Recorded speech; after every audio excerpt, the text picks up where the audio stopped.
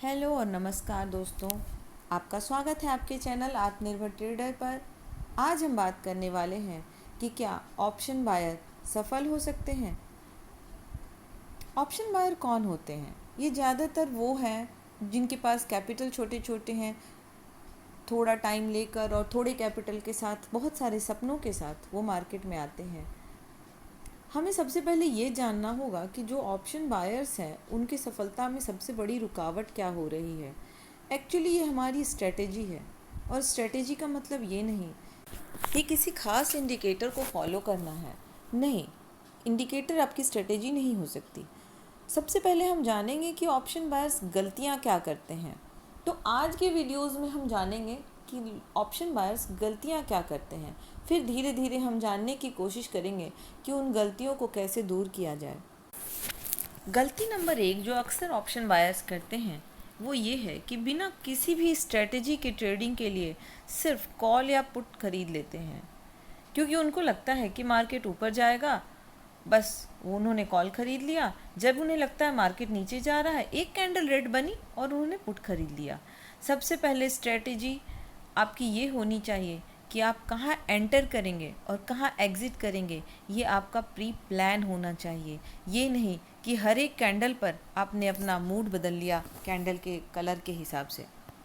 दूसरी गलती जो अक्सर ऑप्शन बायर्स करते हैं वो होता है सस्ता ऑप्शन देखकर उसे ख़रीद लेना। क्योंकि पैसे कम होते हैं, ऑप्शन बायर्स मोस्टली जो हैं उनके पास पैसे कम हैं, वो सोचते सस्ता वाला ख़रीदेंगे तो इससे अगर इस ये बढ़ गया हम अच्छे पैसे कमा लेंगे। बहुत से नए ट्रेडर ऐसा ही सोचते हैं कि सस्ता खरीद कर हम बहुत सारे पैसे कमा लेंगे, लेकिन ये होता नहीं है।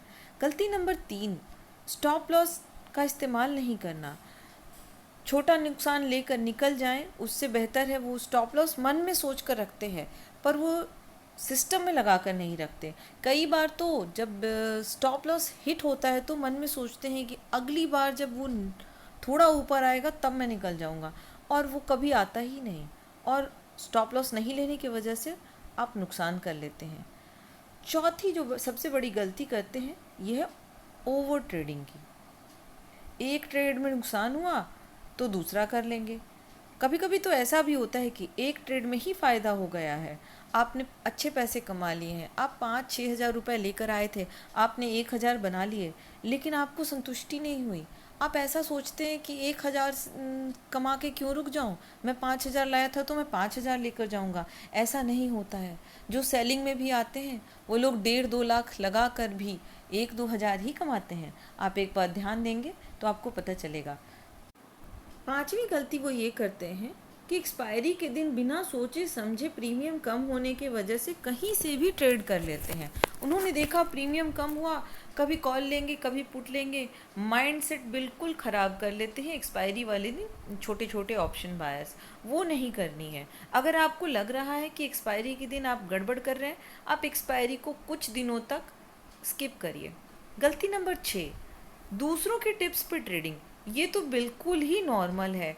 आजकल की दुनिया में लोग यूट्यूब देख रहे हैं, टेलीग्राम देख रहे हैं, व्हाट्सएप पे भी टिप ले रहे हैं, और आंखें बंद करके किसी ने कोई भी ट्रेड दे दिया और आपने ले लिया।